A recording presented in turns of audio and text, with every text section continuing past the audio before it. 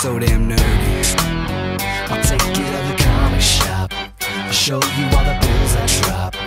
When I grab my pull-list box, Wednesdays when the comics drop. Whoa! I'll take you to the comic shop, where variants are what I bought. I'll keep spending all I got. Keep reading. Hey guys, we are here to wrap up the topic of swag or freebies at San Diego Comic-Con 2013. And so the point of this video is to give a little bit of background on what happened at San Diego Comic-Con this year in terms of the freebies, and also try and use some of that as tools working up to 2014 and see what kind of trends we can see and kind of what's going on there. So I would say first off, from all indications that I got from other people and definitely my own opinion, this is kind of the third year of a decline that we've seen in the swag or freebies. And when I speak to that, I'm speaking primarily of just the general on-the-floor swag, the type of freebies that, you just jump in line and you get a bag. And so, we've gone from a situation where places like CBS are handing out Star Trek watches and giant Green Hornet bags across the way and all these really cool things to a situation now where a lot of the floor was empty, and you kind of had to have a little bit of insight either from reading press releases, talking to employees, or things like that. So we're gonna kind of work our way through that. That being said, we found lots of great stuff, and so hopefully you did too. So to start out, just one thing that was interesting in terms of bags this year, very, very few bags available inside the convention center, but not so much on the outside. And so there's things like NBC was giving this out, Science Channel had some stuff, things like that, but not, not what we used to have with the Pan Am bags and, sci-fi and things like that. Definitely a reduction there, but that kind of sets a theme for the show from what we saw in a lot of ways, which was some of the best swag was actually outside the convention center. And so we kind of modified our plans a little bit in terms of how we sought those things out in the mornings, because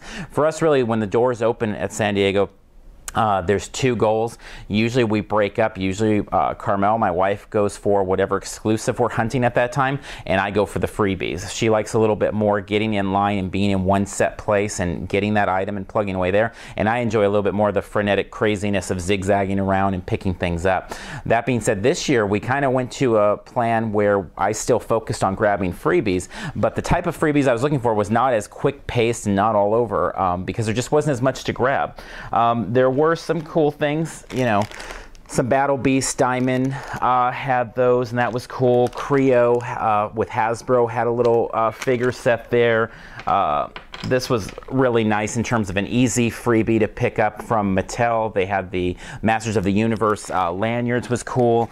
A really long line that, I don't know that it was worth the full time to go through, but for the pets, the ears from Petco that was in the Star Wars Pavilion were cool, but a long, long time to get through the line there. And so some of those commitments. And speaking of taking a long time, one of the things where, and this is something that you find as you're hunting the swag, is some things just really aren't worth the time. And so I would say I spent about 10 minutes or so waiting for this in a line, and the line only had about 15 people in it. But for some inexplicable reason, the Mattel employee was taking forever getting these untangled. And in the end, it's a Max Steel necklace and it's supposed to light out, but you can see that the battery's already given out. But that's one of the things that hopefully you're able to figure out preview night, and for us that's a big thing about preview night, is since places like Hasbro are so bad that night, oh, there it goes, it's starting to work. Since places like Hasbro are so bad, Wednesday night, that's a great time to get a feel for what's actually being offered in terms of freebies, kind of your reconnaissance. So there's all sorts of lists out there, and you can look those things up, but sometimes it's not until you see them and see the amount of time it takes to get them, how popular it is on the floor, and then what it actually looks like to know if you're actually going to really want it. So we picked up a ton more little trinkets like that, but those were some of the ones that stood out the most. I'm not going to go through every single little piece of swag we got. So as I said, though, kind of changing our strategy once we saw that there wasn't going to be a lot of great things just easily handed out, we went a lot more to the looking for kind of the secret handouts inside. And what I mean by that is several of the booths will have things. Actually, the Battle Beast there, the Mini-Mate, was one of those where it's almost like you have to ask an employer. They kind of have them hidden in their hands.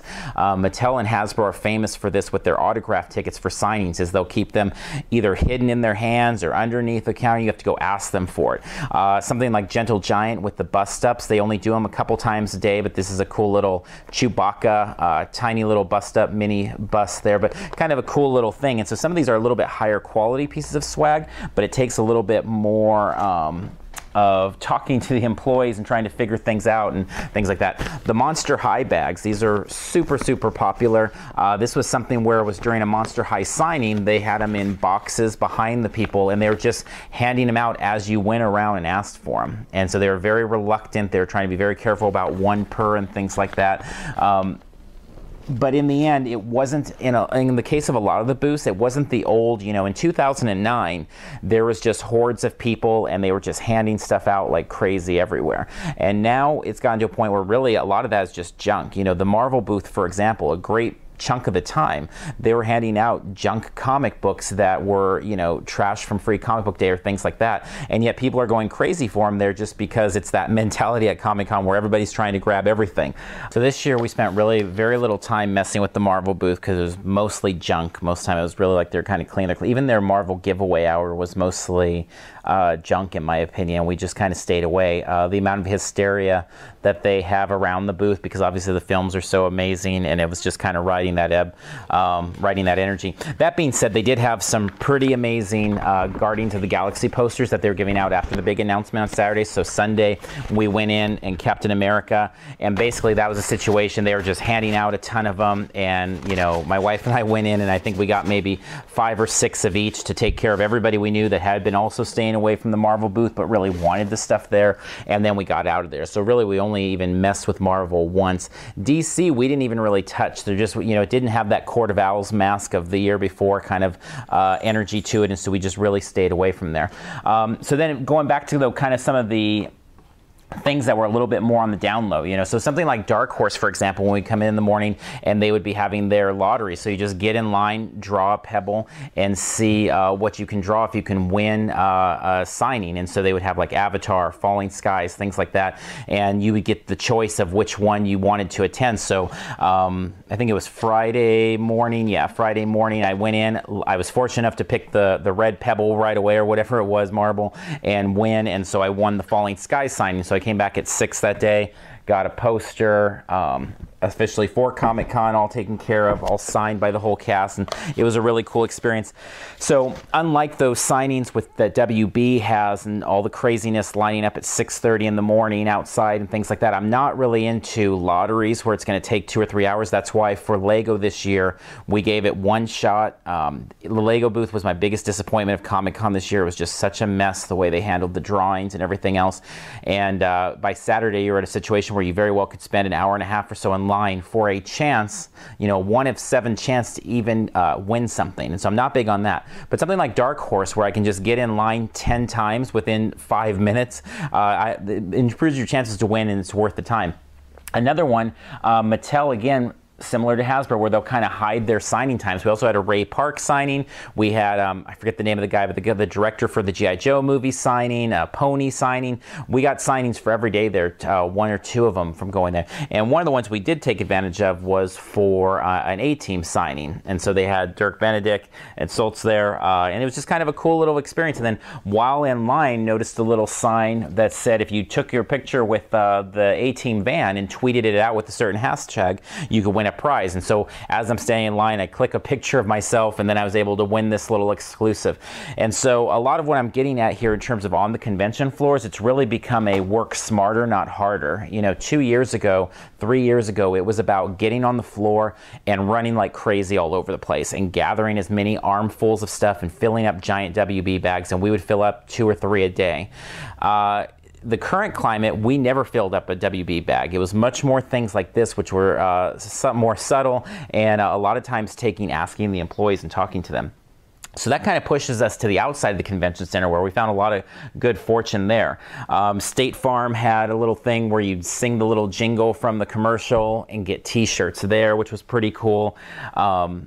X-Men had some awesome off-site stuff with the hats and the mutant propaganda posters, which was really awesome, and that was just all set up in front of the Hard Rock. We saw them doing that frequently. The Godzilla offsite experience had the cool poster that you could win, or not win, when you completed it, you'd get this poster. So just kind of a different approach with those. We had the fortune of being able to go to the Playboy party, where we were able to make these shirts. But even if we weren't able to go to the Playboy party, they have the shirt bar. You could have done that at the the Kick-Ass 2 offsite event. So we actually made a couple shirts for each of us at the party, and we were able to take those. We went to Engadget party with all their tech stuff. Highly suggest that party. Tons and tons and tons of giveaways, Superman phone cases, chargers, pens, shirts of all different types. I mean, just tons of stuff given away. I'm not going to go into all the stuff from Engadget because that's kind of a specific thing, but that party was open to anybody that signed up, and so some great stuff there. Evangeline Lilly was there, so we bought her book, but then she was offering to sign other things, so we had our Lost book signed by her. And then really the last thing is just kind of a separate type of topic. It was just closing on Sunday. Everybody wants to get rid of everything, and so for example, was it Penguin Books or Workman Publishing? One of the books in the book places in the Star Wars Pavilion was just handing out books like this, and just because they don't want to pack them up. So it really became a lot this year for us of just, again, smarter, not harder, going back and reading the PRs that came out prior, you know, all of those little pieces of information, talking to employees, asking them. And a lot of times, you know, for example, there was a Batman 66 drawing, and I asked literally every employee at the Mattel booth, and none of them knew anything about it, even though it was said right on the sign that it was going to be at 11:30 a.m. and nobody knew where to get the raffle ticket. And the answer was basically come back later and talk to somebody else when they get there. So you're going to run into dead ends like that. With that being said, you get a lot further by asking them and kind of finding those things out. So just the same as panels, exclusives, swag has become one of those things where it really takes commitment. It's not, you know, all of these things a few years ago were things where you could be a little bit more lazy about just walking into a panel, you know, giving yourself 2 or 3 hours. Now you're having to line up at 8 o'clock the night before for some of these rooms, or even earlier, like Doctor Who this year in Hall H, you know, 1:30 the afternoon before people are lining up. Exclusives the same way. You know, in other video we talk about getting in line last year for Hasbro at 7:30 a.m. Thursday being plenty okay, and this year almost not getting a ticket, getting in line at 5 a.m.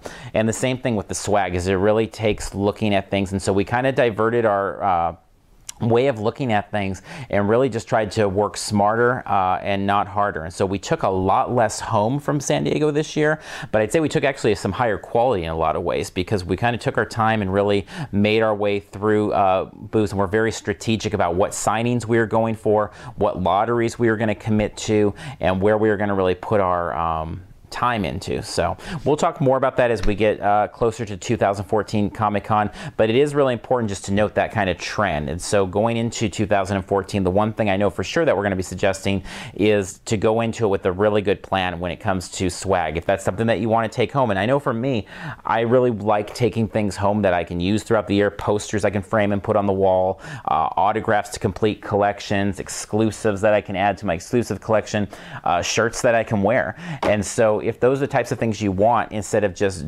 random, you know, little trinkets, it's going to take a little bit more effort than in the past. It's not 2009 anymore. I think maybe 2010 was actually the highlight, and the last 3 years it's kind of steadily declined. So who knows what we'll see next year. Hopefully we'll see a return. Obviously, as the economy improves, we really thought this year we'd see some better things there, but that's not the case, and so we'll see.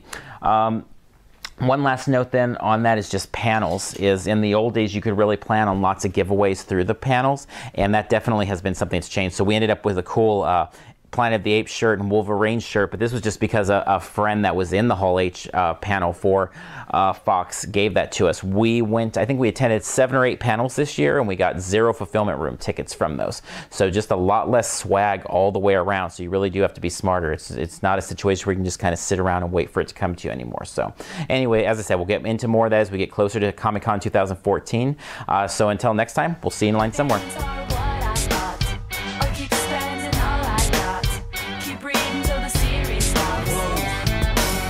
That little purple dress on. I see you at the next Comic-Con. With your glasses on. I hear the glasses on.